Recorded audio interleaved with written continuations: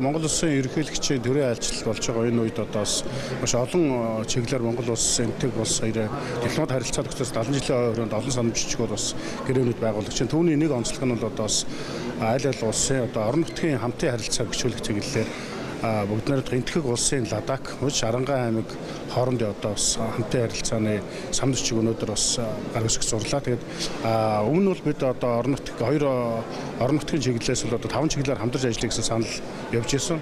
Яг одоо ерөнхийлөгчийн айлчлал усантай холбоотойгоор энэ одоо санал зочиг нь одоо хоёр талаас онцгой ачаал бүгдлэгч нийтдээ бол 15 чиглэлээр хамтран ажиллах юм одоо бас санамжч байгууллаа. Тэгэхээр энэ дээр бол гол жил одоо боловсрол, эрүүл мэнд, за аялал жуулчлал, за нийгмийн болон бусад бүхэл чиглэлээр хамтран ажиллах юм одоо боломж бидний хувьд бүрдэж байгаа гэж харж байгаа. Яг хоёр улсын хамтын харилцааны өрөөнд орон нутаг ялангуяа Монгол улсаас орон нутаг анх удаа Харанга аймаг байгуулж байгаа юм байна.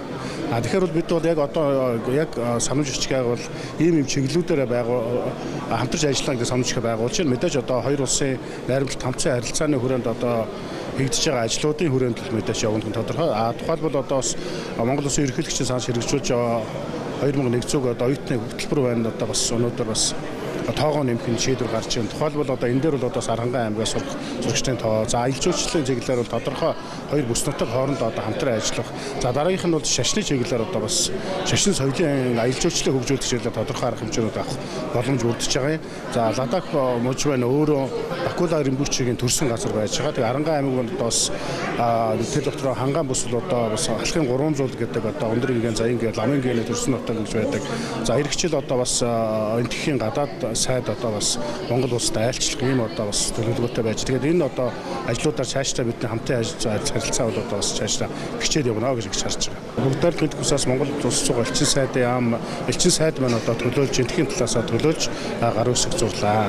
За санамж өчиг бол одоо цаашдаа энэ одоо хоёр улсын найрамдалт хамтын харилцааг бэхжүүлэх зорж байгаа. Хугацааны хувьд бол мэдээж одоо эндээс өнөөдрөөс эхлээд цаашдаа үргэлжлээд явна гэсэн байгаа. Тодорхой хугацаанд дуусна гэсэн зүйл байхгүй. Цаашдаа үргэлжлээд явна. Тэр ялангуяа одоо аялал жуулчлал бол одоо бас Монгол улс төр дотроо Хангай бүс Харанга аймагт бол одоо нэг чухал одоо үүрэгтэй гэж ингэж харж байгаа. Энэ одоо хамтын харилцаа бол аялал жуулчлалын салбарт бол бодиттой хөв нэмэр оруулах гэж ингэж харж байгаа.